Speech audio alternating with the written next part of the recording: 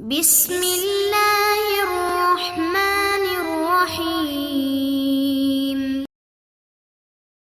السلام علیکم ورحمۃ اللہ وبرکاتہ۔ بسم اللہ الرحمن الرحیم۔ عزیز طلبہ، امید ہے آپ سب خیریت سے ہوں گے۔ آج کے اس سبق کے اندر ہم ثلاثی مزید فی کے چند مزید ابواب کا تعارف پڑھیں گے۔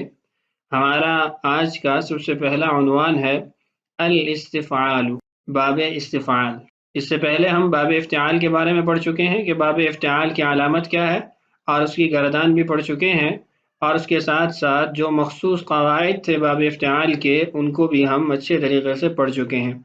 آج کے اس سبق کے اندر ہم باب استفعال سے ابتدا کرتے ہیں۔ صاحب کتاب لکھتے ہیں وعلامتہ زیادۃ السین والتاء قبل الفاء، کہ اس باب کو پہچاننے کا طریقہ اور علامت یہ ہے کہ اس باب کے اندر سین اور تا یہ دونوں فا کلمہ سے پہلے زائد آتے ہیں۔ مثال دیکھیے الاستنصار۔ اب الاستنصار اس کا ماضی کا صیغہ ہے استنصر، جیسے کہ نیچے آپ کو گردان میں بھی نظر آ رہا ہے۔ استنصر کے اندر جو اصلی حروف ہیں وہ نون، صاد اور را ہیں۔ اس سے پہلے یعنی فا کلمہ سے پہلے سین اور تا یہ دونوں زائد حروف ہیں، اور اس سے قبل جو حمزہ وصلی ہے اس کے بارے میں پچھلے سبق میں بات ہو چکی ہے کہ وہ باب کی علامت نہیں ہوتی، وہ 7 ابواب کے اندر مشترک ہے، یعنی 7 ابواب کی ابتدا میں حمزہ وصلی آتا ہے، اس لیے اس کو علامت قرار نہیں دیں گے۔ الاستنصار معناہ طلب النصرتی، چونکہ باب استفعال کے اندر طلب کا معنی پایا جاتا ہے، اس لیے اس کا مطلب ہوگا مدد چاہنا، مدد طلب کرنا۔ آگے اس کی گردان ہے تصریفہ، استنصر یستنصر استنصارا فهو مستنصر، واستنصر يستنصر استنصارا فذاك مستنصر، الامر منه استنصر والنهي عنه لا تستنصر، والظرف منه مستنصر مستنصران مستنصرات۔ یہ 30 کی گردان یعنی صرف صغیر، اس میں سے ہر گردان کے اپنے مختلف صیغے بھی ہیں۔ صیغوں کا تعارف اور ان صیغوں کی پہچان یہ باب افتعال کے تحت بھی کروا دی گئی ہے، اور اس سے قبل ہم قواعد کے اندر بھی پڑھ چکے ہیں کہ کون سا صیغہ اس میں فاعل کا ہے، کون سا اسم مفعول کا ہے، اس لیے بار بار ہم اس کا تکرار نہیں کریں گے۔ اس کے علاوہ اس باب کے بارے میں یہ بات بھی ذہن میں رہے کہ یہ باب کبھی لازم استعمال ہوگا، کبھی متعدی استعمال ہوگا، یعنی ایسا نہیں ہے کہ یہ صرف متعدی ہو یا صرف لازم ہو، بلکہ کبھی یہ متعدی ہوگا، کبھی لازم ہوگا۔ لازم کی مثال یہ ہے کہ استحجر الطین، یعنی ای صار حجرا۔ استحجر الطین کا مطلب یہ ہے کہ پتھر بن گیا یا سخت مٹی بن گئی۔ ومثال المتعدی استنقذ فلان من النار، ای بعد واتقى نفسه عن النار۔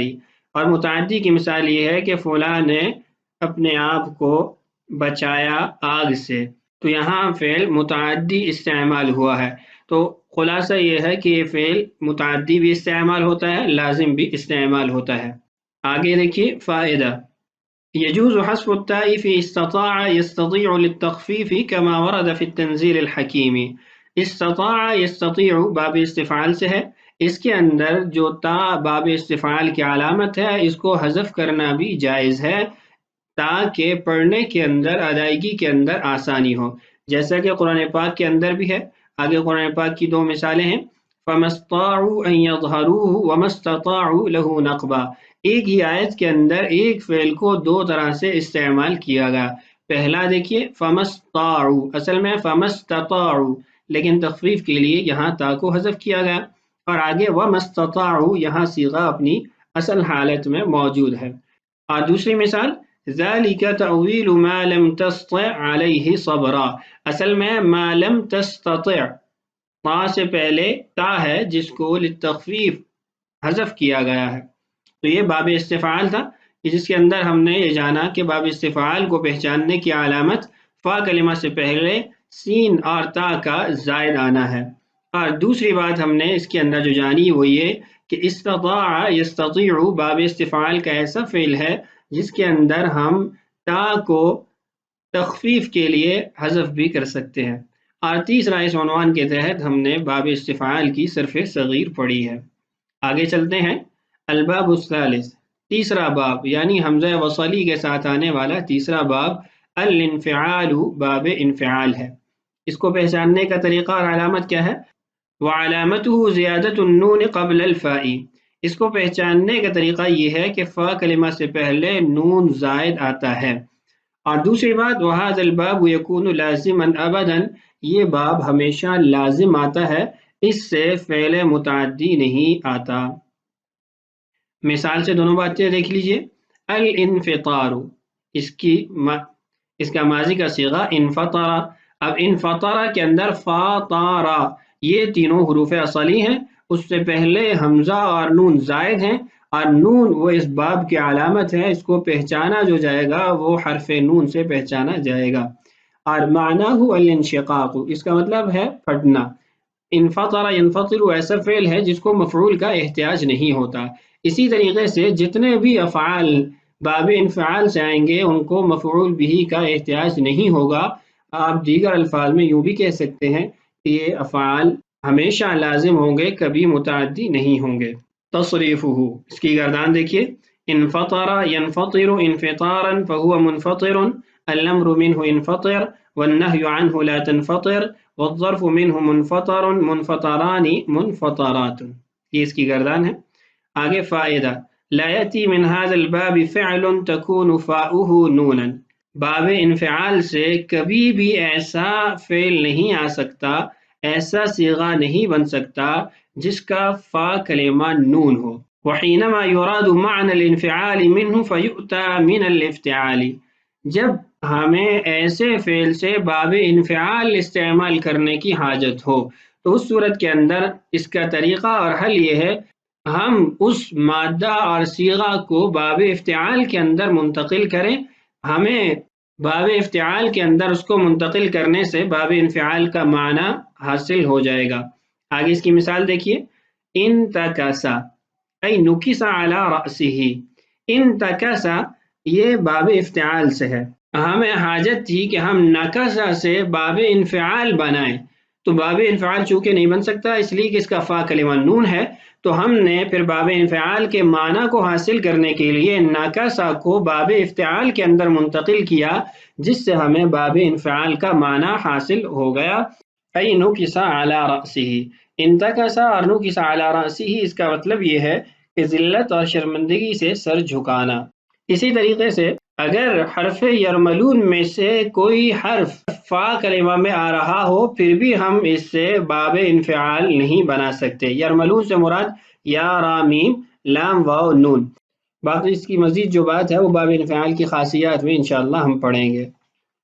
اگلا باب ہے الباب الرابع الافعلال، باب افعلال، علامتہ تکرار اللام، اس باب کو پہچاننے کی علامت یہ ہے کہ اس کا لام کلمہ مکرر آتا ہے، یعنی 2 مرتبہ آتا ہے۔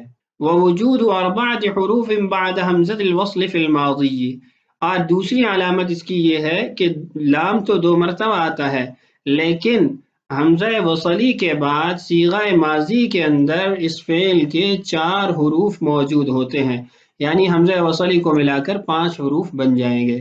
یہ اس باب کی 2 علامتیں ہیں، ایک علامت 2 لام ہوتے ہیں یعنی تکرار اللام ہوتا ہے، اور دوسرا یہ کہ حمزہ وصلی کے بعد اس کے حروف کی مقدار 4 ہوتی ہے۔ یہاں پر اس کی قید کیوں لگائے گی کہ 4 حروف ہوتے ہیں، یہ اگلے باب کو جب ہم پڑھیں گے تو یہ بات آپ کے سامنے آئے گی کہ باب افعلال کے اندر بھی ایسا ہی ہے کہ تکرار لام ہوتا ہے لیکن اس کے حروف کی تعداد زائد ہوتی ہے، تو اس لیے یہاں پر اس کی 2 علامتیں لکھی گئی ہیں۔ مثال دیکھیے، مثل الاحمرار معناہ کون الشیء احمر، الاحمرار یہ اس کی مثال ہے۔ آپ دیکھیں کہ احمر اس کا ماضی کا صیغہ ہے، را جو لام کلمہ ہے 2 مرتبہ آیا ہے، اور حمزہ وصلی کے بعد جو پیچھے حروف باقی رہتے ہیں ان کی تعداد بھی 4 ہے، حا میم اور 2 را، اور اس کا مطلب کون الشیء احمر، چیز کا سرخ ہو جانا ہے۔ آگے اس کی گردان دیکھیے، تصریفہ احمر يحمر احمرارا فهو محمر، الامر منه احمر احمري احمرر، والنهي عنه لا تحمر لا تحمري لا تحمرر، والظرف منه محمر محمران محمرات۔ یہ اس کی گردان تھی، اس کی گردان میں آپ کو کچھ چیزیں نئی محسوس ہوئی ہوں گی، وہ آگے انشاءاللہ ہم عبارت کے اندر پڑھ لیں گے۔ الإعلال. احمر كانت في الأصل احمرر. احمر اصل میں احمرر تھا. اجتمع حرفان متجانسان فی کلمۃ واحدۃ، ایک کلمہ کے اندر دو ہم جنس حروف اکٹھے ہو گئے اس کی وجہ سے. فجعل الاول ساکنا وادغم فی الثانی، پہلے کلمہ کو یعنی پہلے را کو ہم نے ساکن کیا اور پھر اس کو دوسرے کے اندر ادغام کر دیا، یعنی ان کو تشدید کی صورت میں اکٹھا کر دیا. فصار احمرہ، جس سے صیغہ احمرہ بن گیا. اور اسی طریقے سے دیگر صیغے بھی ہیں. وہکذا یحمر محمر واخواتها، دیگر تمام صیغے یحمر محمر اور بقیہ تمام صیغے اسی اعلال کے ساتھ بنتے ہیں. اب جو میں نے آپ سے عرض کیا تھا کہ ایک چیز آپ کو نہیں نظر آئی ہوگی کہ امر کا صیغہ نہیں کا صیغہ یہ تین مرتبہ لکھا گیا مختلف طریقے سے. اس کی وجہ کیا ہے؟ تو قاعدہ میں اس کو بیان کرتے ہیں. قاعدۃ اذا اجتمع الساکنان في واحد المذکر من الامر بسبب الوقف فجازت فيه ثلاثة اوجہ. فعل امر کے واحد مذکر کے صیغہ میں جب دو ساکن اکٹھے ہوتے ہیں وقف کی وجہ سے یعنی رکنے کی وجہ سے، فجازت فيه ثلاثة اوجہ، تو اس کو تین طریقہ سے پڑھا جا سکتا ہے. فتح الراء الثانیہ، دوسری راء کے اوپر فتحہ لائی جائے اس لیے کہ وہ پڑھنے میں سب سے زیادہ آسان ہے. احمر، اور والکسرتی، کسرہ بھی لائی جا سکتی ہے مثل احمری، چونکہ اصل قاعدہ تو یہی ہے کہ الساکن اذا حرک حرک بالکسر، کہ جب ساکن کو حرکت دی جاتی ہے تو کسرہ دی جاتی ہے. اور تیسری صورت ترک الادغامی، ادغام کو ختم کر دیا جائے مثل احمرر، جیسا آپ کے سامنے صیغہ موجود ہے احمرر. یہاں پر آخر کو ساکن رکھا گیا چونکہ امر کے صیغوں میں اصل یہی ہوتا ہے کہ آخر کو ساکن رکھا جاتا ہے. تو تین صورتیں جائز ہیں، فتحہ، کسرہ اور بغیر ادغام کے، احمرہ، احمری اور احمرر. وقس علی هذا صیغ المضارع المجزوم الاخرى، اور آپ اسی پر قیاس کیجئے جو مضارع کے صیغے مجزوم ہوتے ہیں، یعنی اس سے قبل آپ لم لے آتے ہیں یا ایسا کوئی کلمہ لے آتے ہیں جس کی وجہ سے مضارع کا صیغہ مجزوم ہو جاتا ہے، اس کے اوپر جزم آ جاتی ہے. یہاں تک باب سے متعلقہ چند باتیں ہم نے پڑھی. آخر میں ایک نوٹ ہے، ملحوظۃ کلمۃ اللام فی باب الافعلال دائما تکون مشددۃ مثل احمر یحمر الا فی الناقص. باب افعلال کا آخری کلمہ جس کو ہم نے تکرار کے ساتھ ذکر کیا کہ آخر والا جو کلمہ ہے وہ مکرر ہوتا ہے، آخری حرف مکرر آتا ہے، فرماتے ہیں ہمیشہ تشدید کی صورت میں ہوتا ہے، مدغم صورت میں ہوتا ہے، جیسے احمر یحمر ہے. البتہ ناقص کے صیغوں میں ایسا نہیں ہوتا. ناقص کے صیغوں کے اندر اعلال ہوتا ہے، قاعدہ جاری ہوتا ہے جو ہم آگے پڑھیں گے. اس قاعدہ کی وجہ سے ان حروف کا متجانس ہونا، ظاہری طور پر ایک جیسا ہونا ختم ہو جاتا ہے. مثال دیکھیے، ارعوا، من ارعوا، اصل صیغہ ارعوا، اور یہاں پر قاعدے کے مطابق یوں ہونا چاہیے تھا کہ ہم پہلے واو کو ساکن کر کے ارعوا بنا لیتے جیسے احمرہ بنایا ہے، لیکن ناقص کے صیغوں میں ایسا نہیں ہوتا. ناقص کے صیغوں میں اپنے قاعدے جو ناقص کے یا لفیف کے ہوتے ہیں وہ جاری ہوتے ہیں. فإنه يعمل فيه بأحكام اللفيف، اس کے اندر لفیف کے احکام جاری ہوتے ہیں، جو قاعدے اس کے اندر یعنی جاری ہو کر قاعدوں کا اجرا ہو کے صیغے کی نئی حالت بنتی ہے. بأن الواو الأولى تبقى سالمة، وہ حکم کیا ہے یا وہ اعلال کیا ہے؟ وہ یہ ہے کہ پہلے واو کو سالم رکھا جاتا ہے، کسی قسم کا تغیر اس میں نہیں کیا جاتا. وفی الثانیہ تجری تعلیلات الناقص، اور جو دوسرا واو ہوتا ہے اس کے اندر ناقص کی جو تعلیلات یا جو قواعد ہیں وہ جاری ہوتے ہیں. تو خلاصہ یہ ہے کہ باب افعلال کا آخری کلمہ ہمیشہ مدغم صورت میں، مشدد صورت میں ہوتا ہے، سوائے ناقص کے صیغوں میں کہ اس کے اندر ناقص کے قواعد جاری ہوتے ہیں، جس کی وجہ سے ظاہری طور پر حروف متجانس یعنی ایک جیسے نہیں رہتے. تو یہ تھا آج کا ہمارا سبق، جس کے اندر ہم نے باب استفعال، باب انفعال اور باب افعلال کے بارے میں جانا، ان کی علامات پڑھی، ان کی گردانیں پڑھی اور ان سے متعلقہ مختصر چند باتیں ہم نے عرض کی ہیں. تو ہمارا آج کا سبق مکمل ہوا. اگلے سبق میں انشاءاللہ ہم ان ابواب سے متعلقہ سوالات اور مشقیں حل کریں گے. اللہ تعالی ہمارے لیے ان اسباق کا سمجھنا اور سمجھانا آسان کرے. اللہ تعالی ہم سب کا حامی و ناصر ہو.